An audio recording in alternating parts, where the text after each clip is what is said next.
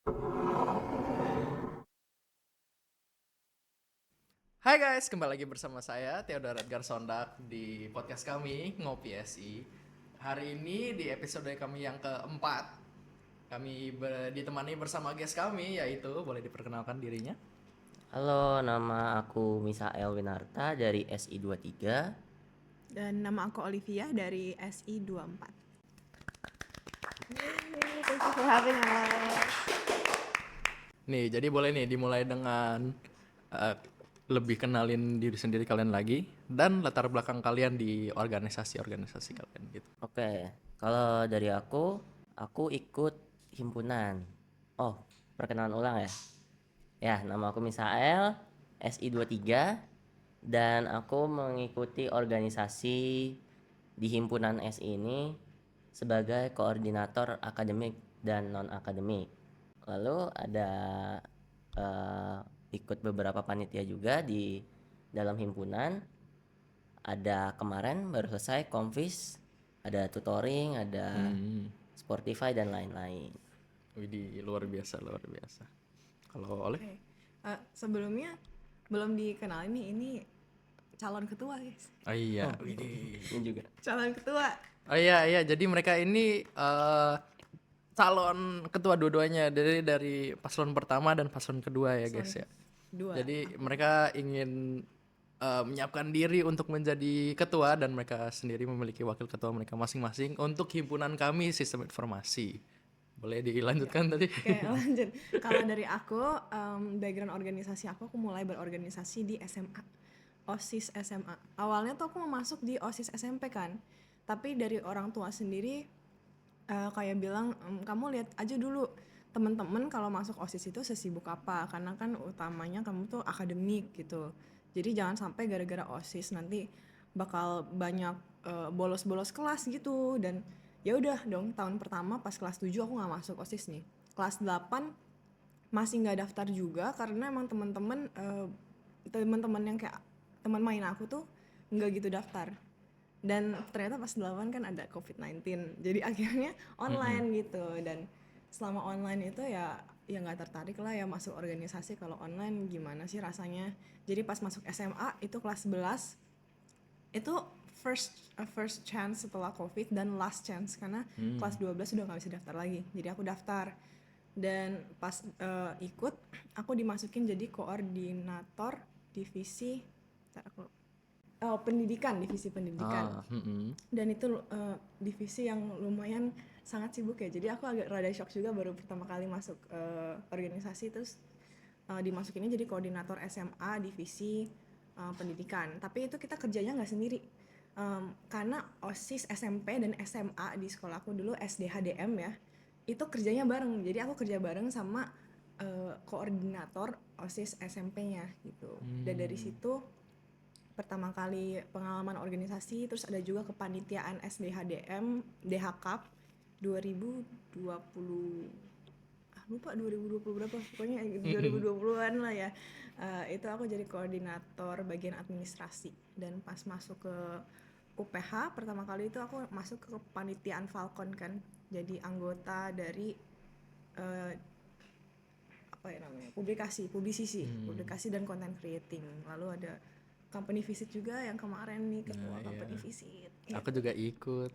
Ya ini koordinator aku guys di DDP, desain, dokumentasi dan publikasi gitu Nah, guys. jadi kalau ini deh boleh deh ceritain apa yang mendorong kalian nih ya ingin tertarik jadi ketua. Sebenarnya kalau dari aku motivasi utama untuk jadi ketua pengen ngebangun sistem yang dimana tuh kitanya tuh nyaman di sistem informasinya sendiri dan pastinya berkelanjutan.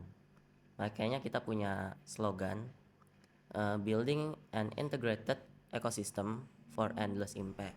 Jadi kita membangun suatu organisasi yang mempunyai ekosistemnya yang dinamis, nyaman, sama berkelanjutan. Jadi semuanya terhubung. Itu motivasi utama aku. Lalu di sisi lain, aku ngelihat kayak potensi anak-anak sistem formasi ini sangat-sangat besar. Dan di sistem formasi UPH ini kita punya kekeluargaan yang sangat baik. Jadi kalau kita bisa buat sistem yang bagus, bisa mempergunakan segala sesuatu yang dengan baik, kita bisa jadi sesuatu yang hebat. Kalau dari aku gitu. Setuju sih, setuju banget. Kayak kita sistem informasi adalah program studi yang solid ya, dan aku juga mau apresiasi kayak Kosail, dia tuh memiliki passion buat biar yang dari tahun lalu gitu himpunan bisa lanjut lagi kan program kerjanya dan segala macamnya, jadi kita nggak harus start dari nol. Itu bagus banget menurut aku ya. Makanya nanti Kosail kalau menang nggak menang tetap masuk himpunan ya. Dipertimbangkan lagi ya. Astaga. Nah, Kalau- jadi kalau sorry kenapa lanjut aja. nggak Kirain masih ada. Kenapa lanjut Oke, lanjut. giliran aku ya, aku Iya. jawab tadi kenapa aku mau masuk himpunan. Mm-mm. Ya jujur karena emang aku kan SI yang pertama. Dan aku tertarik karena melihat himpunan sistem informasi ini adalah himpunan yang emang bagus gitu. Jadi kan kalau misalnya kita ngelihat ada organisasi yang emang udah strukturnya oke, cara kerjanya juga oke, maka bakal lebih mau tertarik dong dibandingin kalau lihat organisasi yang ini apa gitu. Dan dari awal sih aku terekspos ke himpunan ini pas UFES. Ingat nggak? Aku ingat banget ini Kosail terakhir tuh duduk di belakang pojok kiri ruangan kan. Pas pertama kali dikenalin, terus dikenalin apa itu himpunan sistem informasi. Abis itu ada Povin maju gitu, dia jadi ketua himpunan kan. So kayak oh ini menarik juga ya himpunan sistem informasi ini. Dan aku udah coba, terakhir tuh aku ada coba kepanitiaan bukan kepanitiaan sih, waktu itu aku ikut UPH Ambassador kan, dan karena satu dan lain hal mengundurkan diri karena timelinenya juga waktu itu aku sempat kan sakit, jadi nggak bisa ikut beberapa kegiatannya, jadi aku quit. Tapi pas aku ikut itu kan nanti pemenang UPH Ambassador bakal masuk ke organisasinya dia. Aku kayak lihat tujuan mereka, apa yang akan mereka lakukan.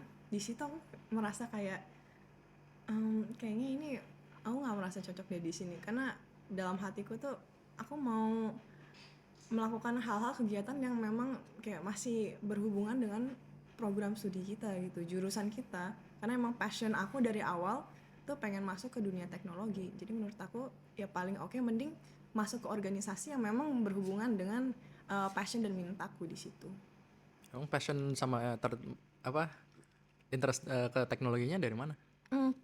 Dari pas aku kecil pertama kali papi ai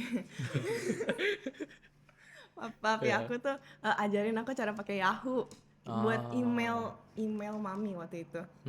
Terus aku kayak mikir kalau misalnya bikin pesawat rumah gitu kayak oke gitu, aku bisa imagine pakai building blocks gitu, batu bata gitu buat bikin rumah. Tapi kalau misalnya bikin aplikasi software kayak gini tuh caranya gimana? Kayak kok kayak magic gitu, bisa di layar ada warna-warni gitu. Jadi penasaran ya. Iya, klik tombol terus bisa muncul kayak gitu. Kok bisa? Dan dari situ sih kayak tertarik di balik software itu tuh gimana cara bikinnya. Gitu. Jadi jujur ketertarikannya emang dari dulu banget ya, dari kecil banget. Iya sih, agak klise ya guys. Enggak loh. Kalau saya Kayak ketertarikan untuk masuk himpunan itu sebenarnya karena pastinya ngelihat lingkungan organisasinya, lingkungan dari sistem formasinya. Dari pertama kali masuk, kekeluargaannya udah sangat erat sih, kalau aku boleh bilang. Plus ini menjadi salah satu lingkungan yang sangat-sangat baik dan sehat.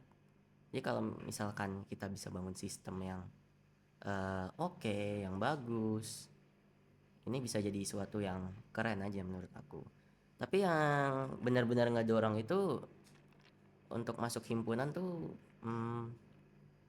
memang pengen punya suatu tanggung jawab yang bisa ngasih dampak baik ke orang lain sih, lebih kayak gitu. Tapi untuk yang tahun ini, alasan masuk himpunan sebenarnya cukup berat ya, karena untuk tahun ini sebenarnya angkatan 23 itu udah mulai diwajibkan untuk magang. Apalagi kan udah tahun depan ya, udah mau tugas akhir ya. Jadi cukup sibuk sebenarnya. Harus mengorbankan salah satu pastinya. Time managementnya pasti berat. Iya. Jadi harus benar-benar komitmen sama nge-push diri sendiri, mempertanyakan lagi kenapa sih harus masuk himpunan kedua kalinya tahun ini? Apa yang mau dikejar, apa yang mau diraih, apakah itu cukup membayar semuanya jika ngorbanin sesuatu? Tapi balik lagi, aku dari awal udah kedorong dan punya komitmen buat membuat suatu ekosistem dan sistem yang baik di SI ini. Jadi memang semuanya beberapa harus dikorbankan ya, tapi itu pasti worth it sih. Jadi terharu aku. Nah, ini selagi kita lagi ngomong tentang sacrifices DLL juga, kan ini kalian pasti ya harus memiliki skill leadership kan. Nah, mungkin gaya kepemimpinan leadership kalian ini, apalagi di himpunan, kalian ngambilnya gimana? Aku sih menekankan di bagian delegasi, ya dimana nanti setiap koordinator tentu saja harus sesuai emang dengan skill dan kemampuan mereka. Jadi kita sebagai pemimpin tuh nggak bisa micromanaging segala sesuatu. Karena kan kita itu sebagai organisasi, kita satu tim, bukan cuma satu orang. Itu juga yang dulu pembina aku sering nekankan ke aku, karena banyak penyakit kayak mungkin koordinator atau ketua, di mana mereka tuh ngerasa bahwa mereka punya skill dan kemampuan untuk melakukan sesuatu, dan kalau mereka mau apa pengennya kayak exactly kayak gitu kan. Jadi akhirnya mereka yang kerjain semuanya, dan itu kan bikin capek. Nggak mungkin kan kalau misalnya kita mau membawa kayak dampak yang besar, nggak mungkin kita kerjain sendiri kan gitu. Jadi lebih ke delegasi, tapi itu pun tetap ada dipantau ya, nggak langsung lepas terus kayak oh ya udah kalian kerja aja sendiri. Enggak, pasti ada pemantauan secara berkala melalui rapat dan follow up itu sangat penting. Kalau misalnya ada mungkin kalau di Indonesia kan ada yang budaya kayak sungkan gitu, nggak enak, atau kayak assuming nanti dia juga ingat. Nah kalau di organisasi nggak bisa guys, karena komunikasi harus benar-benar jelas. Jadi kalau dari aku lebih baik banyak tanya aja, kalau misalnya nggak ngerti tanya aja. Terus kalau misalnya kurang yakin atau apa gitu, bilang aja kayak friendly reminder, nanti kita ini ya gitu. Nggak apa-apa guys, jangan sungkan-sungkan daripada miskomunikasi. Bener sih, aku jujur setuju banget. Soalnya beberapa experience terakhir aku ini kebanyakan aku antara bingung atau nggak tahu aku ngapain di organisasi kan. Jadi jujur aku juga setuju banget itu. Kalau dari Misael? Kalau dari aku untuk kepemimpinan pasti bakal terapin servant leader ya. Belajar dari pengalaman sebelumnya juga dari organisasi lain. Yang paling penting itu sebenarnya komunikasi dan saling memahami. Kalau misalkan banyak di organisasi lain lebih mikir gini, tanggung jawab aku tuh tanggung jawab aku, tanggung jawab kamu tanggung jawab kamu. Jadi udah individual, teamworknya jelek, jadi nggak saling backup, akhirnya pasti ada kelihatan salah satu yang nggak bagus. Nah yang aku pengen tanemin nanti di HM selanjutnya itu sesuai dengan misi kita, sesuai dengan visi kita juga, itu ngebangun sistem database atau dokumentasi yang rapi. Jadi semuanya itu harus didokumentasikan. Misalnya kita ada buka warnet nih. Warnet cuma satu orang yang bisa iniin. Akhirnya pas satu orang ini nggak bisa hadir untuk hari itu, akhirnya nggak ada yang bisa lagi. Makanya kita butuh knowledge management, itu didokumentasiin situ. Nah yang pertama kan udah tuh dokumentasi. Yang kedua itu pastinya saling memahami ya. Kadang kita kan nggak tahu ya, latar belakang orang-orang beda, kesibukan orang-orang beda. Kita nggak tahu dia di depannya senang-senang aja, di belakangnya nggak tahu lagi kenapa. Jadi pentingnya komunikasi dan saling memahami itu di organisasi penting banget. Nggak peduli sama orang lain. Dan kalau misalnya dibilang kadang orang bilang jadi ketua enak ya, udah tinggal nyuruh-nyuruh doang gini. Sebenarnya enggak, karena ketua itu harus siap untuk backup anggota-anggotanya kalau ada masalah apa-apa. Terus menjadi garda paling terdepan mungkin ya. Kalau misalkan ada apa-apa juga. Jadi tanggung jawabnya itu lumayan berat. Jadi ya kalau misalkan ada kalau misalkan ditanya mau bikin sistem yang gimana, ya kira-kira seperti itu sih. Kalau kayak tadi tuh apa? Dengan kalau adanya konflik atau permasalahan antara member-member di himpunan gitu, kalian gimana menanganinya gimana? Menanganinya misalkan itu pasti balik lagi ke komunikasi ya. Tapi Iya. misalkan ada yang contoh kasus yang sering terjadi karena miskom biasanya. Kayak itu sebenarnya bisa diatasi dengan komunikasi yang bagus sama dokumentasi. Tapi kita balik lagi, misalkan ada yang contoh kasusnya ada yang berantem ini sama ini, pasti kita sebagai nantinya sebagai ketua ya atau mungkin BPH bisa ambil tindakan yang pendekatan. Pastinya saling memahami dulu masalahnya apa, nggak bisa ambil kesimpulan dari satu orang, tapi harus benar-benar dari dua-duanya. Terus diomongin lagi, nggak cuma sendiri doang, tapi benar-benar kita sebagai satu tim itu ngambil keputusan tuh bareng-bareng. Misalnya ada koordinator dan member lagi nggak srek lah, ada miskom gimana ya, ini tugasnya BPH, nggak cuma sebagai ketua tapi sebagai mentor koordinator tersebut. Gimana caranya gabungin dua ini lagi supaya bisa bareng-bareng, jadi nggak bisa ketuanya doang. Karena sorry. Lanjut. ya karena point of view tiap orang tuh beda, nggak bisa jadiin satu. Pasti itu. Berarti kita lebih jadi apa? Orang yang menjembatani satu organisasi gitu. Karena yang perlu kita pahamin ya sebelum masuk organisasi tuh, salah satunya yang mindset yang aku pakai, kita tuh nggak bisa ngubah orang lain, tapi kita bisa jadi alasan orang lain itu berubah. Wih. Wise banget, keren banget. Gila. Ada lagi? Udah. Nah, ya paling aku nambahin aja dikit. Kalau dari aku masuk organisasi itu dari awal harus ditekanin. Personal dan profesional itu harus beda. Jadi kalau misalnya ada konflik, jangan sampai konflik itu kebawa ke personal gitu. Mungkin di organisasi pasti bakal ada konflik ya, pasti akan ada miskomunikasi dan mungkin bakal ada saling menyalahkan. Tapi dari situ jangan dipendam dalam hati gitu. Jadi misalnya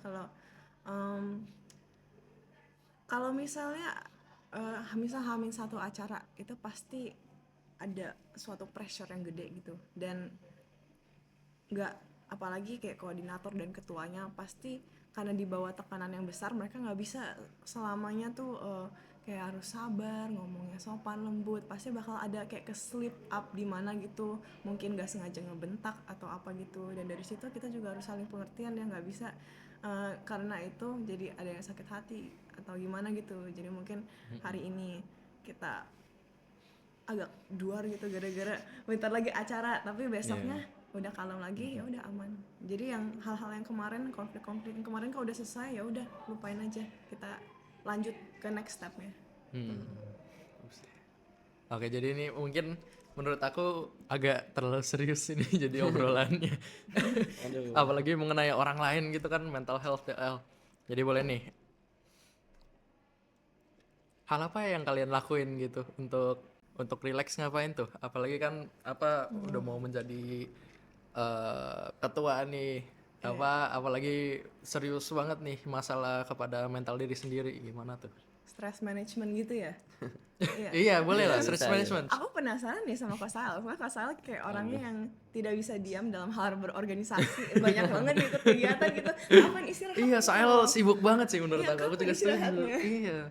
Waduh, oke. Kalau dari aku sebenarnya stress management itu akhir-akhir ini hampir nggak bisa ngontrol ya. Sampai ke bawah ke organisasi-organisasi lain, nggak cuma di HM. Akhir-akhir ini aku jadi nggak cuma di HM doang, aku ambil beberapa organisasi di luar yang itu udah tanggung jawab dari tahun lalu juga, sama ada satu kepanitiaan. Aku nggak bisa ngontrol stres aku. Jadi stres itu mempengaruhi kinerja kita, time management kita, sama hasilnya kita. Jadi nggak cuma diproses. Nah, tapi eh balik lagi, organisasi itu, kepanitiaan itu semua itu tanggung jawab. Ada satu yang ngebuat aku sadar, aku di organisasi lain ada memberku, ada kelas aku yang bilang gini, eh Kosael, aku tahu Kosael sibuk, tercapek atau gimana. Tapi ini tanggung jawab yang Koko udah ambil sebelumnya. Jadi eh pastiin lagi benar-benar bertanggung jawab sama tugas yang udah diambil gitu. Dan itu ngebuat aku sadar sebenarnya stres sama time management, mental health itu benar-benar jadi urusan kita banget, tapi tetap gak boleh ninggalin tanggung jawab. Karena ninggalin tanggung jawab kita sama aja ngebebanin ke orang lain juga. Nah, gimana cara aku ngontrol stresnya? Sebenarnya misalkan di organisasi, aku tuh suka ngasih apresiasi ke anak-anak, ke teman-teman yang udah kerja keras misalnya, dengan misalnya berbagi atau kasih kata motivasi. Sebenarnya itu udah stress management buat aku sih, karena lihat orang lain senang tuh kayak suatu kesenangan tersendiri.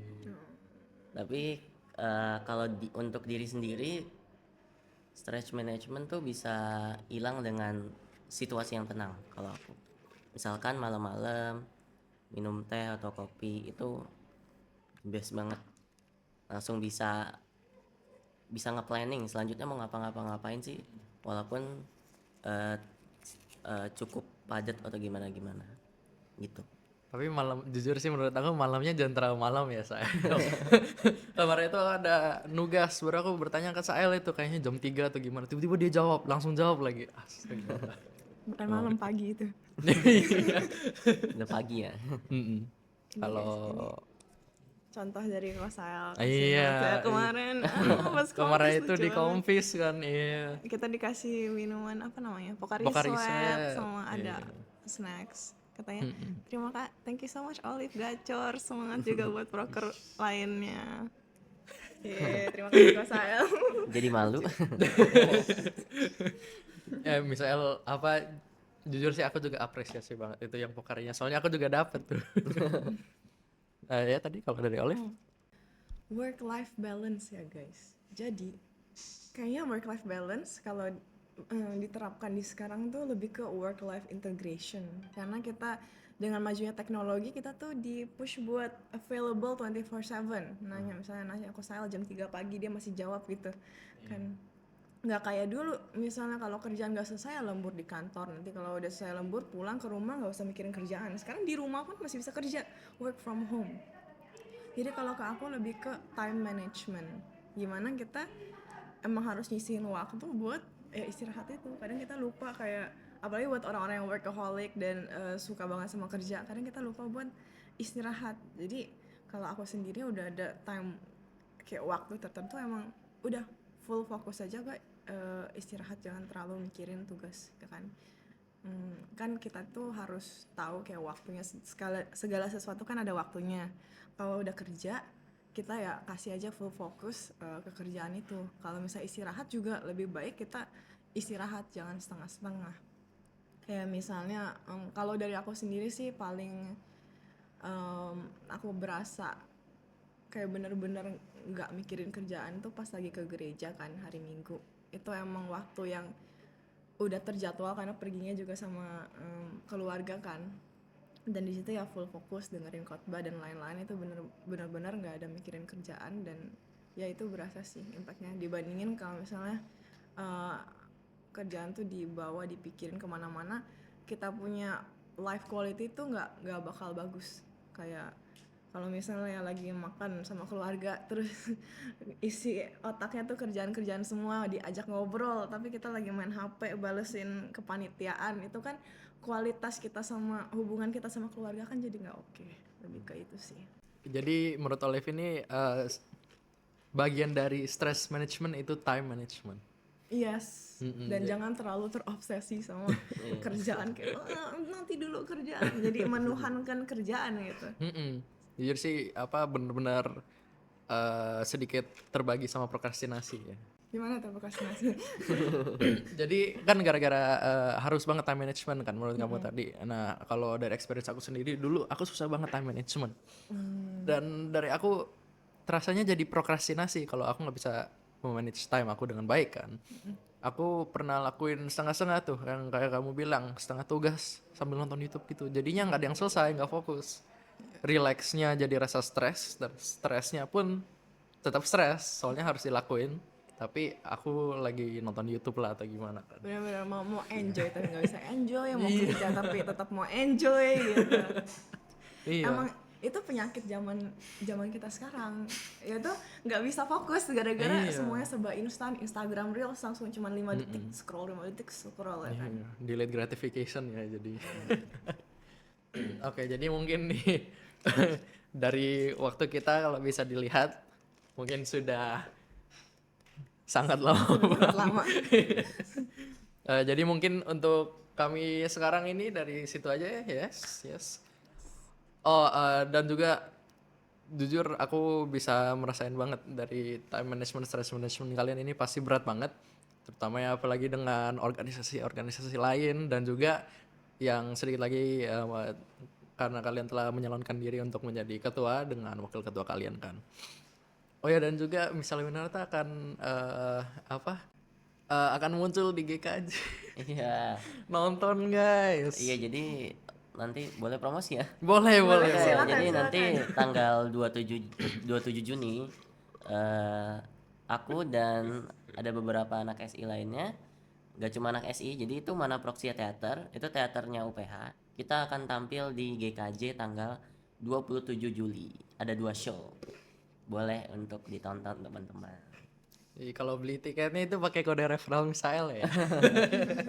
Makasih. Oke ya, jadi mungkin di situ dulu. Last question nih, bener-bener last banget.